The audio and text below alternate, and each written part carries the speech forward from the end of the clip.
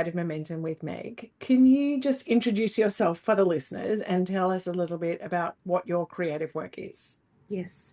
My name's Lorena Otes. I'm an author. My memoir, Solo Mum by Choice, just came out last month. I'm also a dance teacher and choreographer, and I'm a mum, and all those things come together in crazy and weird ways. Beautiful, beautiful. I love the there's multiple parts of you, and I think this is for probably most creatives that we're not just creative in one way or Yeah. another. Um, can you tell me, uh, were you writing before you wrote your memoir, or was that your first time, trying your hand at writing? Always writing. I've got a Mhm. suitcase full of journals under my bed. So I was always writing, was always going to be a writer. After my HSC, I got into communications at uni and didn't do it. I deferred for a year to do ballet instead. And yeah, then my career ended up sort of going more along that path. And not as a ballet dancer, a contemporary dance. And yeah, then with the memoir, I got back into it. I actually was writing the memoir, and then I thought, as I was going, I thought, I'm really enjoying this creative process, and how can I, write more and write different things, and also expand my CV, because I thought I need to, something. So I started writing short stories and articles and things as well. So I guess that tips back into the journalism thing from way back a little as well. So yeah, I love it. It's a really different form of expression to creating movement and dance, and but I guess we'll delve into that as well, probably a little bit. Yeah, yeah, yeah, because I'm going to I know, explore right? that. And so are you writing fiction now I or am. yeah. I've got a really messy draft in my computer that I'm dying to get back to, but because Mm. it's only been a month since the release of my book, I'm doing snippets. I also have. Do you want me to tell you about that? Yeah. Yeah, It's go. a women's fiction novel set in a ballroom dancing studio. So Oh, it's kind of two worlds coming together, which again is just delicious. yeah. It's got a bit of drama, it's got a bit of crime and a little bit of romance, but I wouldn't put it in any of those genres. It's just got little bits of everything happening in there. And I'm really excited about it. And I also have two children's books in my computer at the moment, and they're junior fiction, so around my daughter's age, 6 to sort of 9 years old. And the protagonists for those, they're a little bit like Billy B. Brown. The protagonist is a double donor child, a little bit like my daughter, which means sperm donor. She was made sperm donor, egg donor, but that's not really the main thing. That's just a sort of a side thing.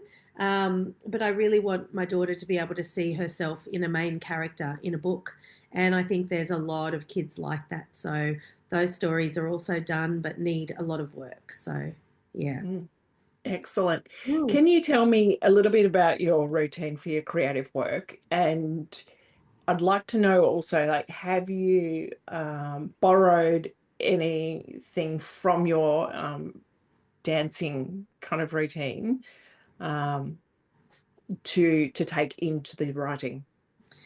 So my routine, I'm quite lucky because I'm freelance as a dance teacher. So I'm not 9 to 5. I'm not required for a lot of hours in terms of, the 9 to 5 thing. Um, I I get a lot of time at home. Like at the moment, my daughter's at school, and I have all day today until I go and teach tonight, where I do a lot of writing, and then I go and be creative in the dance studio and jump around, and I find that really, yeah, really fulfilling. So I'm lucky in that way. In terms of dancing feeding my writing, I am not very good at sitting still, so for long times. So sometimes I'll just get up and do some preparation for my classes in the middle of writing something, and I've got space behind me, and I'll just create some exercises and then come and sit back down again and continue writing just to get moving, because I don't sit still for a long time in front of the computer. Having said that, I had some feedback from my publisher for my memoir, And she asked me to create a whole new part 3 for my memoir. And I sat down for hours, 5 or 6 hours at a time, writing about 1,000 words an hour. So when you're really in the zone, when you just, it's all happening and you've got a bit of pressure on you, oh, I thrive with that. um, Yeah, yeah, yeah. you know what I mean? I So, do. yeah. So that's how they sort of complement each other. And creatively, my mind is always spinning. I'm always coming up with movement when I'm driving the car to work. And now that's peppered with coming up with words. And both of them are, it's hard when you come up with words or movement when you're just about to fall asleep, or when you're driving in the car, you've got to pull over or you've got to wake up and write it down. They go hand in hand like that, I think. So, Mm. yeah, I love that. Has the routine changed for your writing since your book has come out? It definitely has, because I just don't have the time to do as much creative writing. I'm marketing at the moment and doing a lot of, I mean, I got myself on TV, but that for an interview, I don't know if you saw it, but that involved a lot of sitting at the computer and sending out emails to the to till it finally landed with the right person. So if you think of that, that's one arm of what I've been doing since the book came out. Um, there's all the different things that I'm trying to do. I printed off some pamphlets and I now need to go out and hand those out in medical centres. So I just don't have the time to sit and write. So, what I do in terms of maintaining that creativity until I do have those hours in front of the computer again, I enter quite a few short story competitions where 500-word short story competitions, Furious Fiction, Australian Writers Centre, I do that every month. Not Quite Right Prize, I do that every month, and there's a few others, because that forces me to sit down, polish the prose, write the prose. I would never hand in something I'm not happy with. So I put the hours in, and it keeps that side of my brain really active and hungry to get into my manuscripts that are sitting in my computer, rather than time just disappearing and I've got to do that, I've got to do that, and then it becomes too much. Yeah. And the admin side of being a writer can, it feels quite different to that creative part of the brain, doesn't it? It is so crazy. And you've got to be a little bit extroverted, and you've got to turn up to events, and here I am, and you've got a Mhm. microphone and you're speaking to people, and you're Mm. sitting at your computer and you're writing emails to try and get people to share your excitement for your creative work, my memoir. Um, you're doing all this different stuff. You're not pouring your heart out on the page. You're trying to get other people to understand why you poured your heart out onto the page, and that's very different. It's a bit like writing a synopsis versus writing the prose. It's just so much more clinical, but so necessary. Yeah. I was going to say, but it's so necessary, isn't it? Yeah, Like yeah, we have to put in the hours to do that we do. admin work. And Um, surprisingly, I don't dislike it. Like I feel quite satisfied. Like I sit there and I really believe in my product. And I think no one's going to believe in your work more than you do. Even if you're not mm, confident, mm, I really believe that this book needs to get into the hands of certain people in particular, but I also believe it's a global memoir with, global kind of themes. So I'm like, why wouldn't you want it? So mm. tap, tap, tap, tap, tap to try and get it into the hands of people and try and share the excitement that I have for it, if that makes Yeah, sense. So, yeah. absolutely. Absolutely makes sense. And solo mum by choice, I'm so glad that you've got this memoir out there. One of my cousins decided to become a mum by choice as well. Oh, fabulous. And actually she inspired one of my characters in one of my stories. So Yeah, okay. yeah, yeah. That's Because awesome. looking at those kind of motherhood themes, Yeah. I'm always quite interested in. Can you tell me a little bit about your creative process? So how do you go from idea to putting it To together? putting it in. Okay, so for Yeah. my memoir, because it wasn't fiction, I went through 2 rounds of IVF and I had this idea that something interesting was going on, and it wasn't a common sort of IVF story. There was more to it. There was the solo mum aspect. There was the fact that I like to put humour into things, and I see humour, and I thought some really funny things are happening, and I can lighten the load with this. And I thought, why don't I just start writing it down? Because, this isn't just, and then I went to the doctor and da da da da da. This was like, you know, I walked out of a dance class and tripped over and broke my foot, kind of funny. There's stuff like that that just happened all the way through. Obviously, fiction's a bit different. And so when I'd finished my memoir and I'd had my publishing deal and everything like that, I then decided it was safe to kind of get into working on my fiction. And I was writing away based on my own experiences, and the main character was loosely based on me. And then I thought, hang on a sec, this doesn't have to be true, and I could go off into these tangents. And it was really fun. Sometimes I went too far and had to pull myself back in a little bit because it still has to be believable. I created an antagonist character, which in my memoir I did have, because there was a few antagonists, but it was more the IVF and the situation itself that was the antagonist. So, and I got craft books, and I was writing Save the Cat writes a novel. I didn't know anything about that stuff. So I was sort of flying by the seat of my pants, and I am a bit of a pantser, I've found out. But I also loved that freedom. It was also a little bit intimidating as well. Yeah. I'm just going to define what a pantser is, because I have had some people who are not writers saying to me, what is a pantser?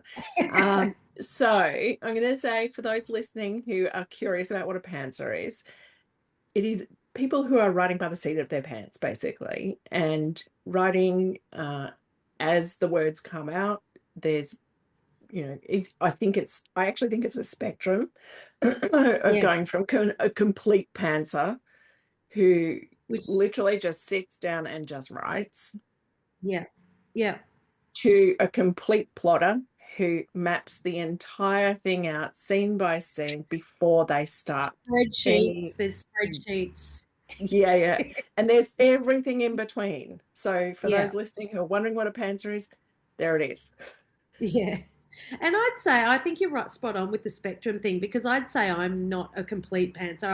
I definitely have ideas, and I think most people do. I'd love to see what happened if I just sat there and things came to me. I think that'd be a bit dangerous. But yeah, there's definitely a spectrum. Yeah. Where are Yeah. you on that spectrum? I am close to the complete pantser, but I do like to have a skeleton of Yeah, having an idea of what it is, and like my historical that is currently being looked at by some people. Um, it it started with the skeleton, yeah, basically, and so I just put the flesh on the bones. yes, Um, yeah. and as I'm going, probably a bit like Sophie Stern, for those who listen to Sophie's, So I like to, yeah, she, I use my spreadsheets to then kind of keep an eye on what's going on, and, with word count and where I think the arc in the story is, and making yeah, sure that I'm kind of bringing it up until, yeah, um, yeah. so It's yeah. it's funny you mentioned Sophie Stern, because she's another Debut Crew member, and her novel What Is Left for Us is fantastic. She's a massive spreadsheet fan, and when you were talking about that, and I said spreadsheets, she was who I had in mind. So it's so funny you mentioned her. Yeah, She's amazing. we did riff a little bit about spreadsheets in I it. bet I haven't heard that episode yet, but it's next after Cassie's. So Yeah, because pretty much my entire life is in a spreadsheet. Um, yeah, so, yeah, I'm a big believer in the spreadsheet. I just yeah. think it's a I love the tool spreadsheet. that we get to Yes, use. it is. It's great. I love that. Um, from who, what, or where do you get your inspiration for your creative work? Obviously, you were inspired by your own journey for your Mhm. memoir. But Yeah, say for short stories or the fiction you're now writing, or maybe even your dance as well. Like, yeah. what are the things that inspire you?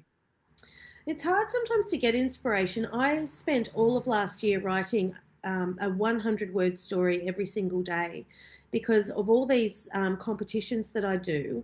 they give you word prompts, but sometimes it's hard to come up with something. Sometimes the prompts are so obscure.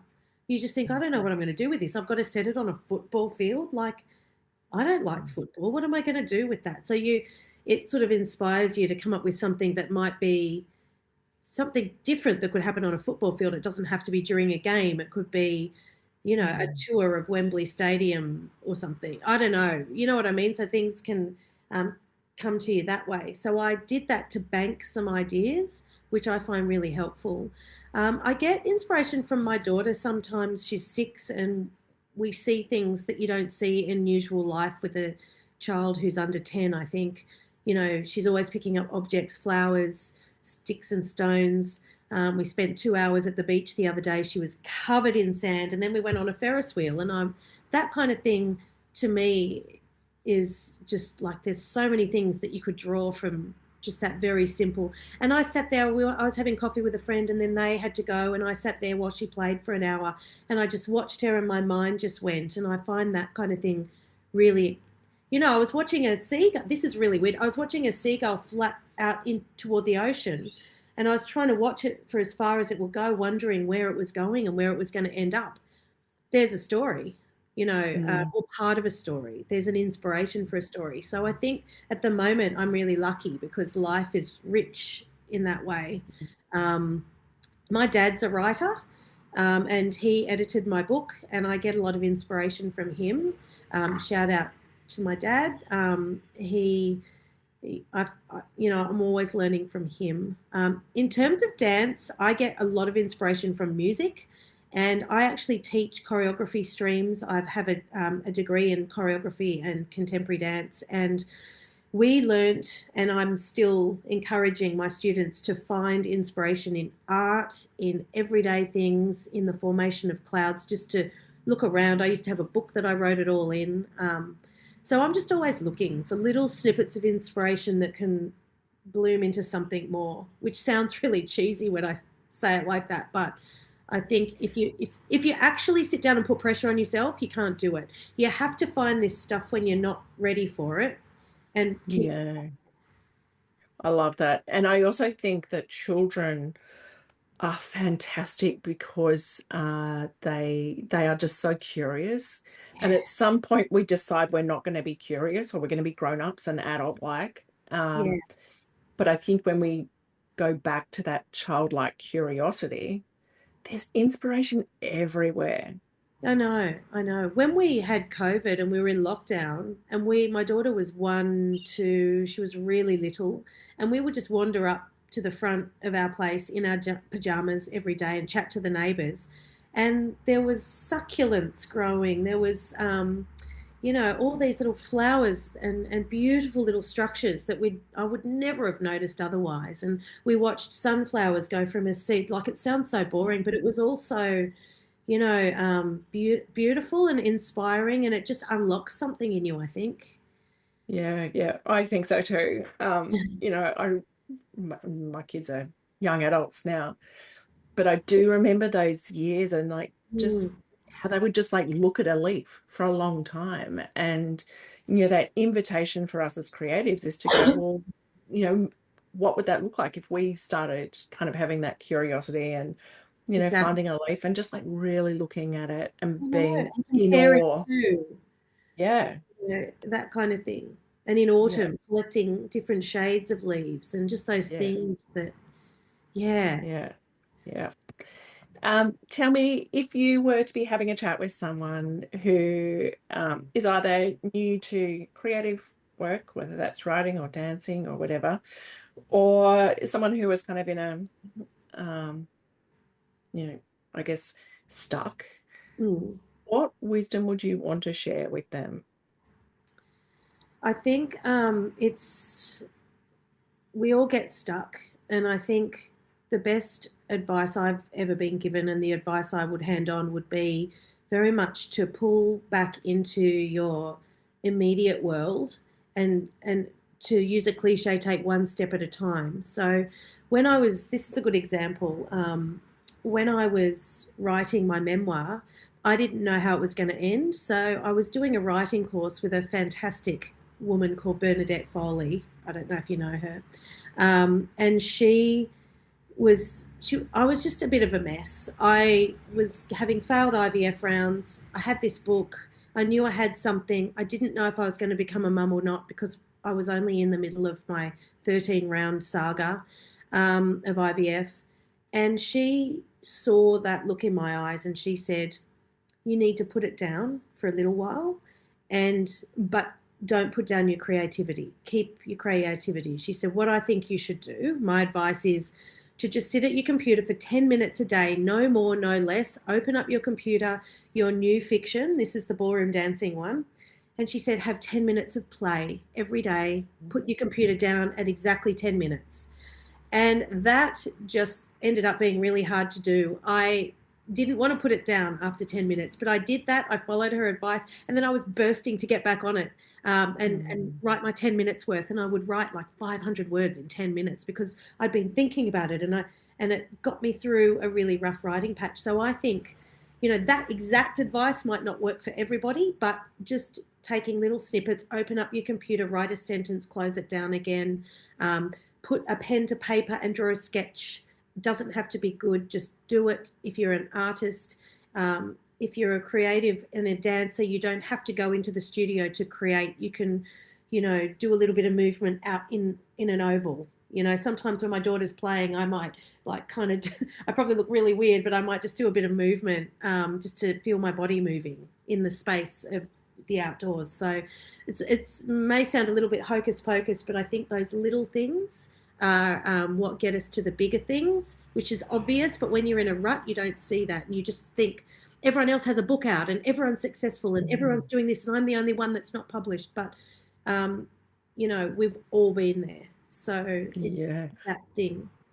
I love that so much because I love play, and I think it's also like giving yourself permission to play, Yeah, which again, once we as become adults, serious adults, we stop playing. we do. Let's play again, but also like time boxing it and going, Yeah, you've only got 10 minutes. And because you in are this an 10 adult. minutes, yeah, and that's all you're gonna do. Yeah. And just play. Yeah, Um, it makes you so desperate to do more when you've got a time limit yeah. because when you've got all the time in the world, that's when you start doing the dishes and you start doing this and this. But when you're in that creative slump, but when you don't have all the time in the world and you're almost being told, you've got to do your 10 minutes today, it's nearly bedtime or something like that. You're kind of a bit like either, oh, I better do it, or I've got all these Yeah. ideas and I've only got 10 minutes to get them out. So Yeah, yeah, yeah. I love that. And did it unlock? So obviously it unlocked it that did. story. Yeah, It yeah. did. Yeah. So I did that for a long time, actually. I did the 10 minutes a day for a long time. Um, and then I got back to the memoir. I think I just needed to get out of that slump. But I took a while from the memoir. I think I took a couple of years actually from memory. I needed to stop and I needed to just focus on, I took notes every time I went to the doctor. I have this notebook but I just didn't write it until after. And I think I'd done a fair whack of the fiction. I'd done about 30,000 words, I think, which I changed Mm, all of it, but that mm. didn't matter because it was there. I think that's also great wisdom as well to know when to put the manuscript down for a bit, Mm, um, and that it's okay. Like yeah. you know, it's it takes as long as it takes. It's not a race. It's not Yes. a race to make things.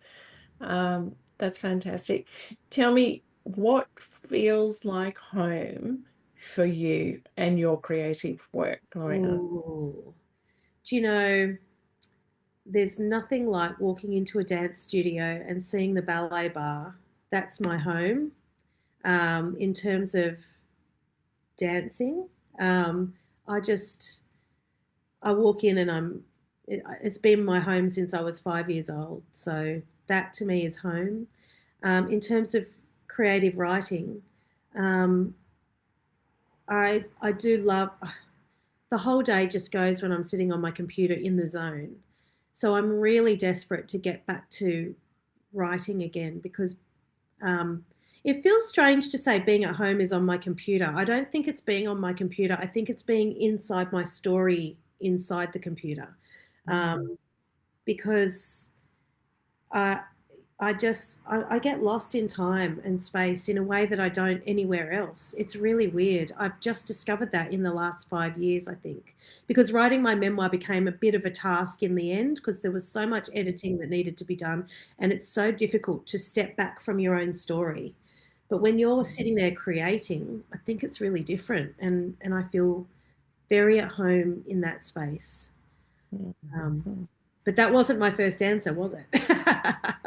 No, no, but it's okay to have more than one thing that feels like home. Yeah, and And of course also, now my daughter, of course, is feels like home, but yeah, that's a little bit different.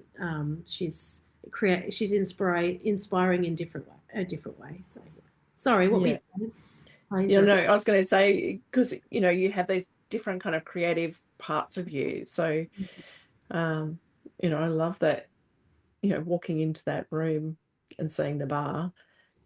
Yeah, it's funny because I took a few years away from the dance world. I actually ended up in retail. I was a manager at Virgin Megastore in Piccadilly Circus, believe it or not, Wow. and then an ABC shop. So I've actually been a bookseller as well. And I was in that space for a good 15 years, probably 10 of which I hadn't entered a dance studio. So walking back in after all that time, and it's funny, I walked back into a ballroom dance studio and I was like, where's the bar? There was no ballet bar. And I was like, this isn't a dance studio. And then I started doing ballet again and getting back into that. And it is a dance studio, of course. It doesn't need the ballet bar, but that to me represents, you know, Mm. my, I guess, story. Does the dancing, uh, like when you're doing dancing, maybe not teaching it so much, because I'm sure you're Mm-hmm. focused on the students and the class, Yeah, yeah. but when you are doing dancing, do ideas for story come up for you now? Yeah, because now I don't do class anymore. I do when I'm dancing, it's usually improv, and I usually do it when there's no students around. And I usually switch on some music and do a little bit of improv before they come in or after they've gone, just to, you know, if I feel like I need to get something out. Um, yeah, I feel like I don't feel like stories come, but I feel like there's a sort of an unlocking of pathways, if that makes sense. Oh, absolutely. Yeah, and with music, if the right music's on and I'm connected to that music, then there's just something that happens that is definitely changes the way I write. So, and I kind of need to do that fairly regularly, even if, like I said to you before, it's just around the house. I'm often just down the hallway here, just doing a bit of movement, put on some music, you know, that kind of thing. But I tell you what else helped, and you might be interested in this. When I was going through all the IVF and then writing the memoir, dance was one of my cruxes during that time as well. So when things are hard for me, in terms of, you know, trying to get a book published isn't that dissimilar to doing round after round of IVF because you're just getting knockback after knockback. And Mm. unfortunately, we can't take you on at this time. Unfortunately, you're not pregnant at this time. And dance has been my constant through all of this. And trying to Mm. get a memoir published as an unknown memoirist is really hard. So I'm aware I'm in a really lucky position. Thank you to Hawkeye for taking me on because they really believe in championing Australian voices like mine. And I'm lucky I found them and they found me. But dance, I go in and I teach my students. I can put on any music I like because I teach contemporary, and I just like I might have just been sitting in the gutter out the back of the studio and I've just found out that I'm not pregnant again and I'm Mm. crying. And then I go into the studio, da here I am, like put on a fake kind of, hi Mm. guys, let's mark the roll. How are you all today? And then the music comes on and we do exercises. And even though I'm in teaching mode, I just have this, like I can feel myself healing. And that's been part of the writing process as well, because there's a lot of rejection and it's not all happy, fluffy bunnies. And getting edited is hard. You know what structural edits are like? It's like a Mm. knife to the heart sometimes because you Mm. think you've done something really well and they're like, no, this section shouldn't be in here at all. And you're like, oh, okay. I thought it was really compelling and it's not. But, Mm. you know, so dance has been a constant through that. Yeah. And do you find now that writing becomes a like a salve in the same way or not yet? Yeah, definitely. I've written a lot of articles that are very personal. I actually wrote one for Cope, which is a Oh yeah, no. perinatal, yeah, Mm, about what it was like to do the 13. Ariane Beeston's amazing, by the way. mm, mm, About the 13 rounds of IVF I did as a solo mum, and it was quite personal. It was quite cathartic to get that out. I also, um, in the dancing world, there's been a body image thing in my life as well, and I've written quite a few fictional stories and also a non-fiction, a true story based around that, which has been really good because I think we need to talk about things like that more. So mm, I find a catharsis in writing even fiction based on true story. There's in the Brussels Review, I have a short story at the moment which is based on a moment. It's called One Momentary Flicker, and it's based on a moment where my daughter and I were sitting at a bus stop in Newtown, and a woman sat next to us, and we started chatting, and it turns out she had this incredible story, and she walked away after hearing my story, becoming, a solo mum by choice, with this seed planted that maybe that's something that she might think about doing, given her horrendous history that she told me in snippets when my daughter wasn't listening because it was quite mm, traumatic. And I wrote that out in fiction form, and it's just we're so lucky as writers to be able to do that and to have people that want to listen to what we have to say, mm, because when it's really important like that and it's giving people hope and giving messages, and it comes from a really true authentic place, um, that is just mm. it's really incredible to be able to do that and to be able to be given the skill to do it well. Like we're lucky as writers that we have this kind of ability to do that as well, because not everyone expresses themselves in different ways, and um, it will be different in dance form. I wouldn't be able to tell that story in dance form in the same way.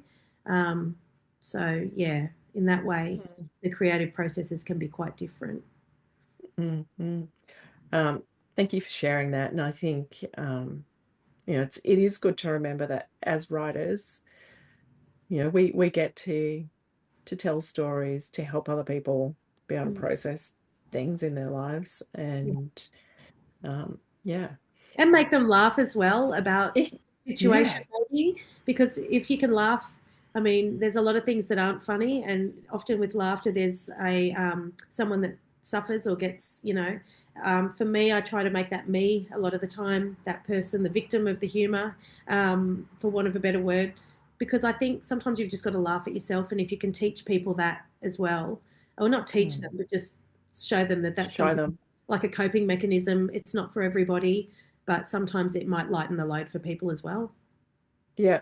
Yeah. Because even in the darkest time, there is still humor. There's got to Um, be. There's got to be. Not in that that's right. moment necessarily, but you've got to step out eventually and just think, what was that? Yeah. Yeah. I Yeah. guess. Absolutely. Yeah. Lorena, thank you so much for coming on Creative Momentum with me, and Oh, thank you for sharing your story. And there'll be links to your work and for ways to be able to connect with you in the show notes. So, thanks, Meg. yeah, thank you Thank so you. much. Thank you so much, Meg. I've loved chatting with you. It's been really good.